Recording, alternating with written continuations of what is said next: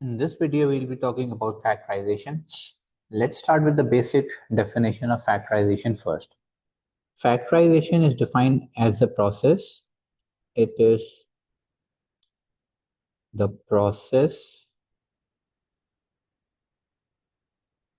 of expressing any number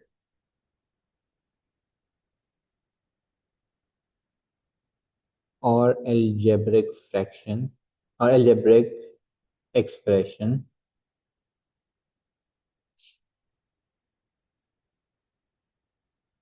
as a product of its factors.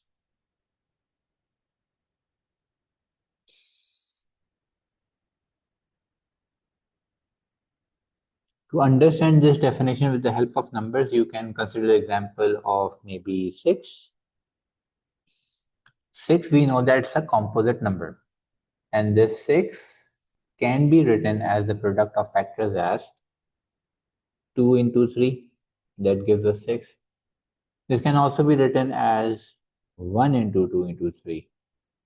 That again gives us a 6. Another possibility, 10 maybe. 10 can be written as the product of 2 and 5. Or maybe 1 into 2 into 5. These are all the possible factors that can give us 6 and 10. Now, this was the case of numbers being written as the factorized form. But here we are talking about primarily about the factorization of algebraic expressions. So for algebraic expressions, we can sum up the things as whenever the question says factorize,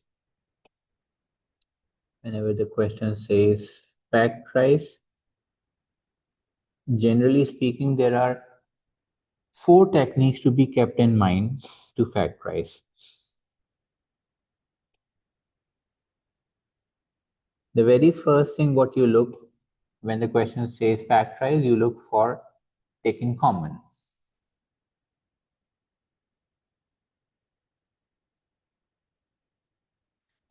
In the given algebraic expression, you see if there is anything common or not.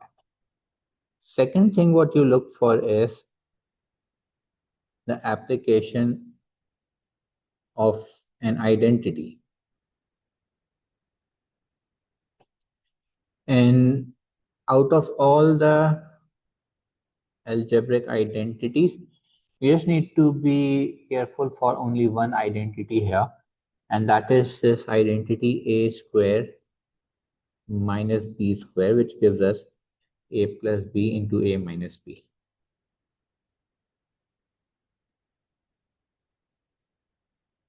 Third thing about factorization to be remembered is the middle term break method.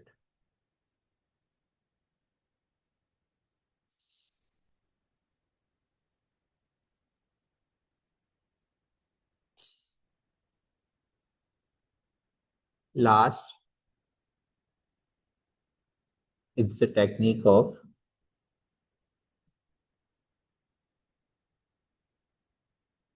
grouping.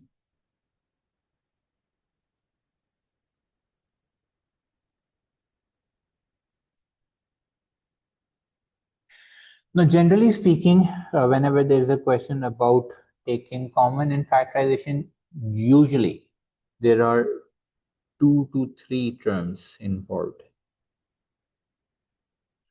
Identity, there will always be 2 terms. Both the terms are perfect square with a negative sign in between. Middle term break method, it's always 3 terms. And grouping, it's always 4 terms. Generally speaking, these are the only 4 techniques what you have to remember when the question is factorized. So we'll cover the examples of all these 4 techniques one by one. So let's start with taking common.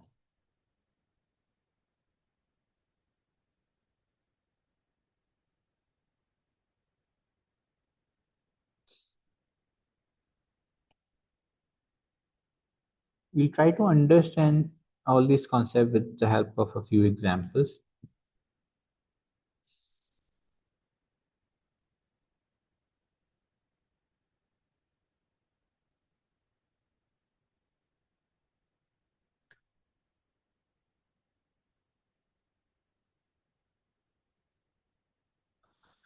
Okay, y square plus 8y.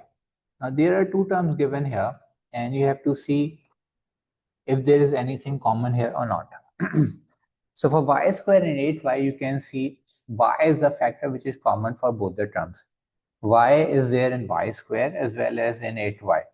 So taking common means you'd factor out y by taking it outside the bracket, and y square, when taken away y, it would be left with only one single y, because y was having power 2. That means there were two y's and you have taken one y outside. Two y's in multiplication and you've taken one of the y's outside. And for 8y, again it has one y, so taking y common outside the bracket, it would be only left with a. So the final answer is y into y plus 8. So this is the factorized form. As per the definition, we've got the answer as a product of the two factors. Let's consider another example.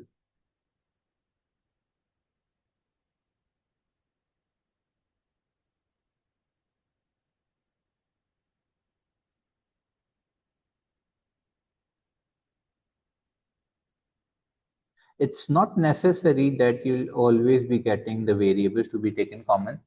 There can be a possibility where you'd see a number and a variable both to be taken common. So for this particular example, 16a minus 2a square, we can see that 2 is a factor which is common for both the terms, because 16 comes in the table of 2, as well as this 2 also comes under the table of 2. Same goes for a and a square. So here the maximum factor to be taken common is 2a. 2a when taken common, the first term would be left with 8 only. About the second term, when you have taken 2a common, so it would be left with only one single a. And here again, you have got the factorized form. You have got the algebraic expression given as a product of two different factors.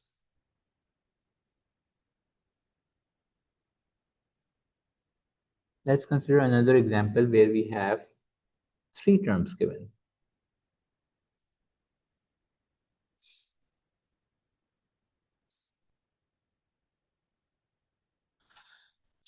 Now for these three terms given, again the basic idea remains the same. You have to see the maximum number of things you can take common. So here for these three terms, what we can see is a is there present in all the three terms. Apart from a, you cannot see anything common which is there in all the three terms. So you take a common here. A taken common, the first one would be left with x squared, second would be left with y, and the third would be left with 2b. And then again, you have got the factorized form. So these were a few examples based on factorization where you have to take something common. So let's move on to the another type of factorization, which is the identity.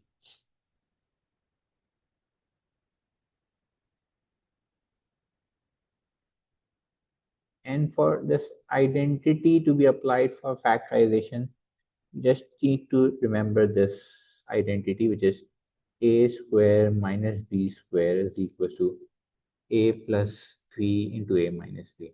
Now in this particular identity, if you see the left side of this identity, it's a simplified form, and the right side you can see it's a factorized form. Why factorized form? Because you see two different factors in multiplication. A plus b multiplied with a minus b is a factorized form, because we have two different factors in multiplication. So for factorization, this identity to be applied, we would look for two important things here. First, the two terms should be the perfect squares. What we can see here is a having power 2, b having power 2. So the two terms should be perfect squares. That's the first important thing for the identity to be applied. And then a negative sign is a must to be there. So two things. First, both the terms should be having the perfect squares. Second, there has to be a negative sign in between them. Based on this identity to be applied as factorization, we'll again refer to some examples. And let me pick a few. All right.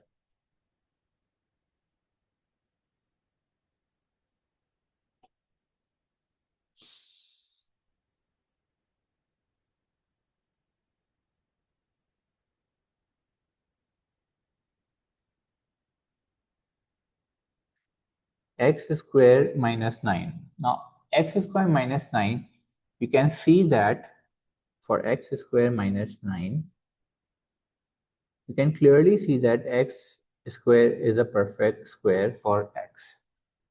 But for 9, 9 doesn't have any square on it, but 9 can be written as a perfect square of 3. So 9 can be rewritten as 3 square. We have got this form as x square minus 3 square, which is same as a square minus b square. So x here is playing the role of a, and 3 here is playing the role of b.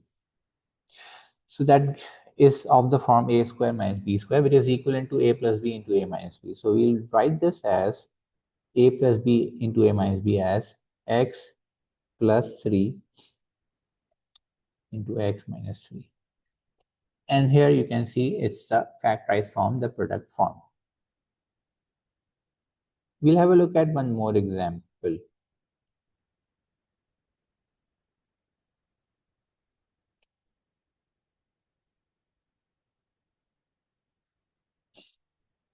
Now, in this particular example, unlike the previous part where we had square on x, here we are having a 4x square, but a square on y. So for y square, it's very much clear that y square means it's a square on y. So if you want to rewrite this as, we can write this as y square is y having the power 2. Now for 4x square, we know that x is having the square, so x can be written as x whole square. But for 4 we also know that it's a perfect square of 2. So 4x square as a whole can be written as 2x whole square and a minus sign between them. So here again you can see a and b, this being a and this being b for us. So 2x whole square minus y square. And then the factorized form would be a minus b into a plus b, or a plus b into a minus b. That would give us 2x plus y into 2x minus y. You've got the factorized form. Let's take this one step ahead.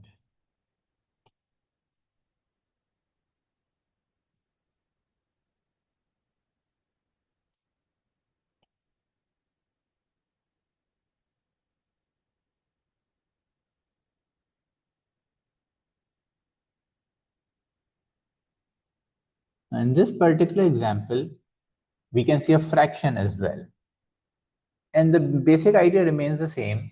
We try to write these given terms as a perfect square of something.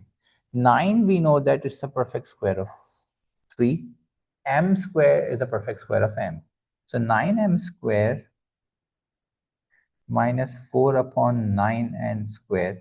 This can be written as 3m whole square minus 4 upon 9 whole square. 4 upon 9n whole square can be written as 2 upon 3n whole square.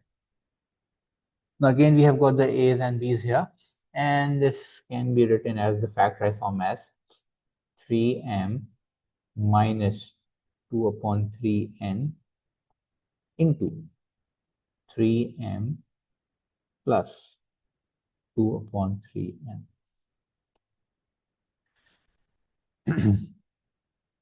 And sometimes we also get the questions where uh, the factorization is to be done in two parts. Two parts means first you can see something being taken as common, and then you'd see the identity to be applied. Let me give you an example for this.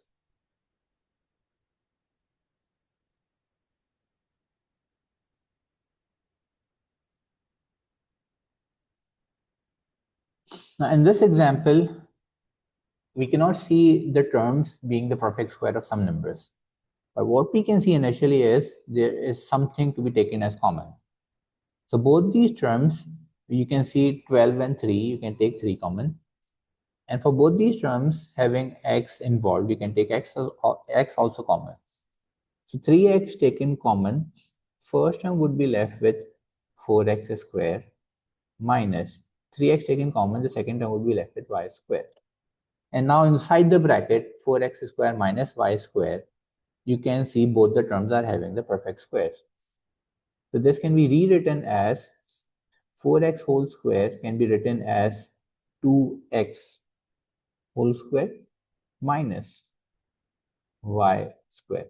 The bracket inside a bracket, we can see the identity applied. So 3x would remain as it is outside, and for inside, 2x whole square minus y square can be written as 2x minus y into 2x plus y.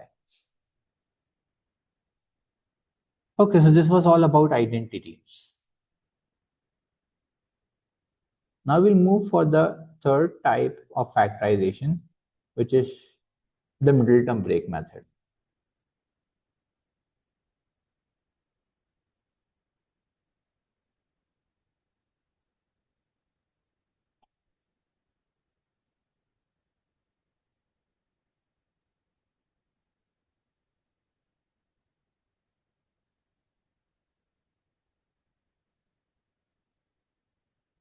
As I said earlier, for middle term break method, you'd be seeing 3 terms involved, where you have to write the 3 terms as the product of 2 different factors.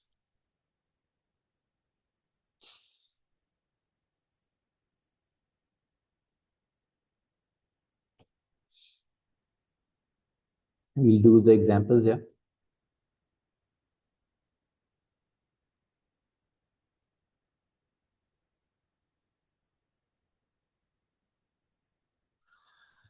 Okay, now for this example, the basic idea of middle term break method is for any given algebraic expressions having 3 terms, the very first thing to be done is to multiply the coefficient of the square term and the constant. So coefficient of the square term is 2, constant is 3. So 2 into 3 gives us a 6, a positive 6. Be careful about the signs. It's a positive 6. And then for this positive 6, you have to think about all the possible factors. So to get a positive 6, the possible factors are 2 into 3, negative 2 into negative 3, uh, positive 6 into positive 1, and then negative 6 into negative 1. So these are all the possible factors that can give us a 6. And out of all these possible factors, you have to pick one of the combinations which would help us in breaking the middle term also. When added, those the two terms of the factor, the two numbers of the factors when added should give us the middle term. So here in this case, we can see that it is 2 and 3. Why 2 and 3? Because positive 2 and positive 3 when added would give us a positive 5. So this middle term, as the technique says, break. So this middle term would be broken down as 2 and 3. This would give us 2x squared plus 2x plus 3x and a plus 3. Now with these 4 terms formed, you'd look for the common to be taken for the first 2 and the later 2. For the first 2, you can see 2x taken common. The 2x taken common, x would be left with the first term, and 1 would be left with the second term, because you have taken 2x as a whole common outside, so it will be only left with 1. For the later two terms, 3x plus 3, you can see 3 to be taken common. So 3 taken common, it would be left with x plus 1. Now for the two terms here formed, you can see x plus 1 is there common for the two terms.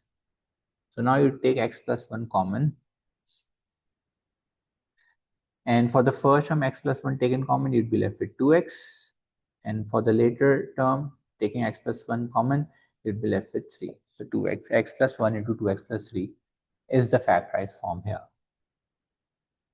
We'll do one more example.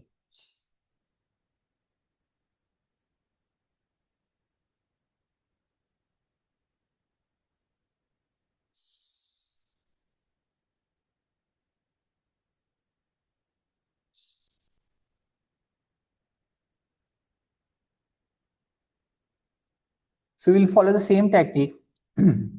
So 2x square minus x minus 15. Now, as per the previous practice, we multiplied the coefficient of the squared term and the constant. So 2 into minus 15 gives us a minus 30. Be careful about the sign, it's minus 30. And now you have to think about all the possible factors which can give us minus 30. So one possibility is this 2 and minus 15. Second possibility is minus 2 and positive 15. And for minus 30, you have to consider all the possibilities. So after this, you can get it as maybe minus 3 into positive 10, positive 3 into negative 10, and then you can have positive 5 into negative 6, negative 5 into positive 6.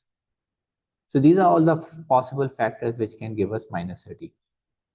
And then again, you have to consider all these factors, all these numbers. All these numbers when added would give us the middle term. So 2 and minus 15 when added will not give us the middle term, because 2 minus 15, that's a minus 30.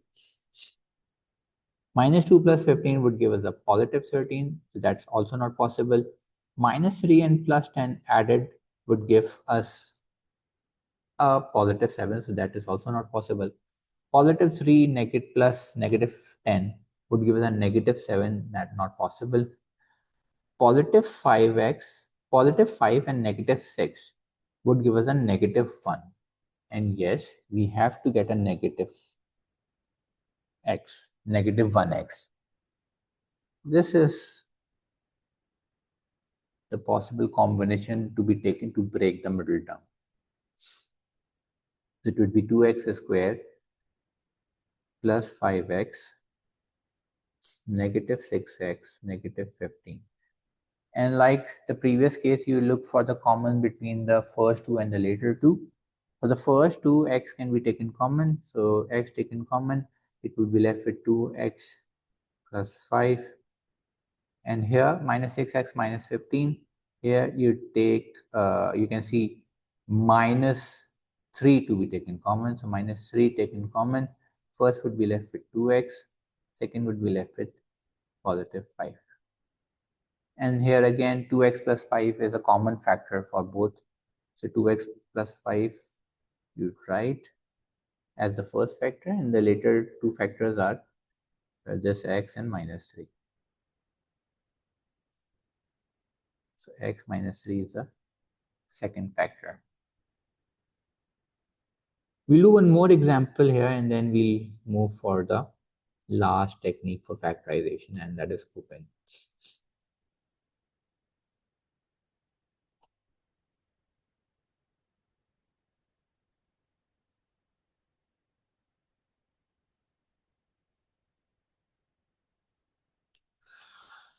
So 3y square minus 11y plus 10, like the previous practice, we'll multiply the square term coefficient and the constant. So the square term coefficient, we have a 3 here, and the constant we have a positive 10. So 3 into 10 gives us a 30, positive 30 now. Possible factors for positive 30, positive 3 into positive 10, that's one possibility. Negative 3 into negative 10, second possibility. 2 into 15, negative 15, negative 2 into positive 15. And last, it's positive 5. Sorry, I'm making a sign mistake here. It's negative 2, negative 15, and positive 2, positive 15. Yeah. Last, it's positive 5 into positive 6, and then it's a negative 5 into negative 6.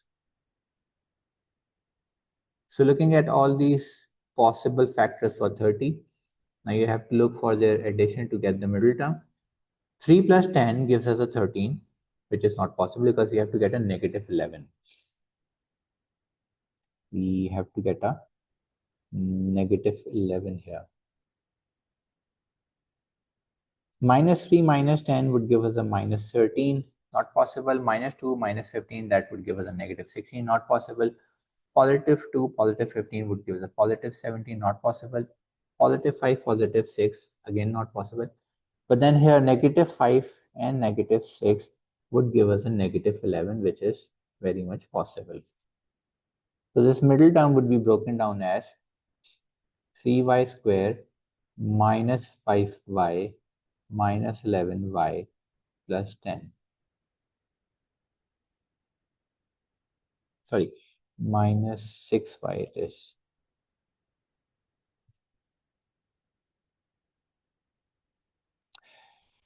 Now you have to look for the commons. For the first two, it's y common, so it would be 3y minus 5. For the later two, again you have to look for something common, and you can see a minus 3 to be taken common. So minus 3 when taken common, sorry, minus 2 to be taken common. Minus 2 when taken common, the first one would be left with 3, and the second 3y, and the second term would be left with negative 5. So 3y minus 5 is common there for both the terms. So 3y minus 5 taken common. First would be left with y, second would be left with minus 2.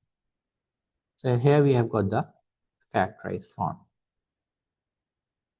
The last type of technique is the grouping.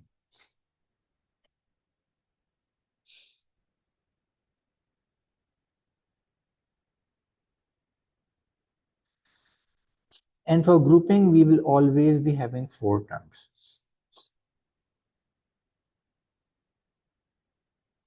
We'll try to understand this concept with the help of a few examples only.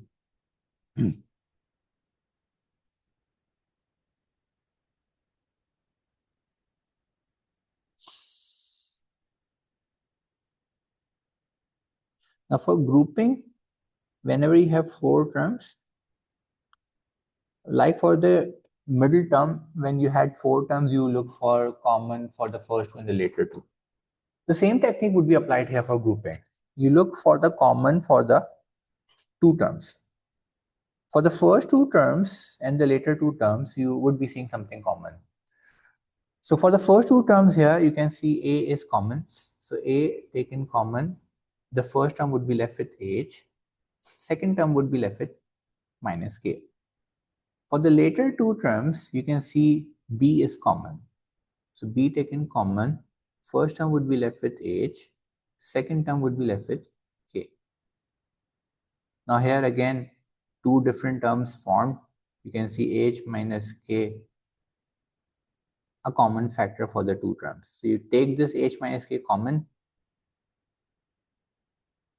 and for the second factor, it would be left with A plus B. So this is how you group the 4 terms.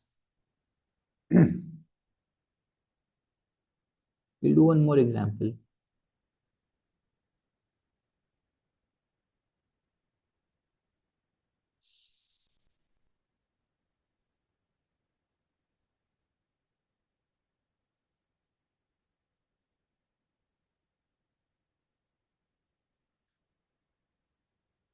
Here, in this example,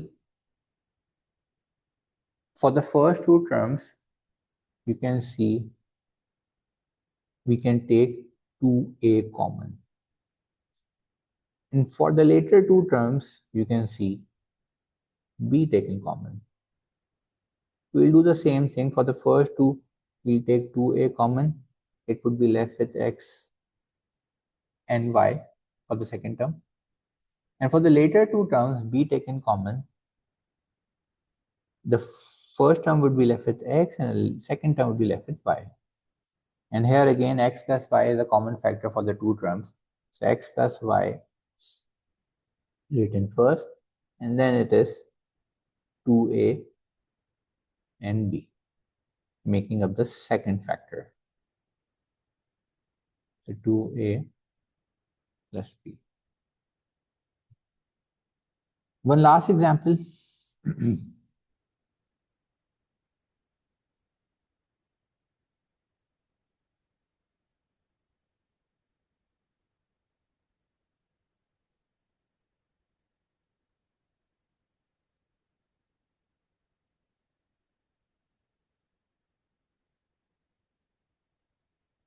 Now here, for the first two terms, we can see m is common. So we take m common.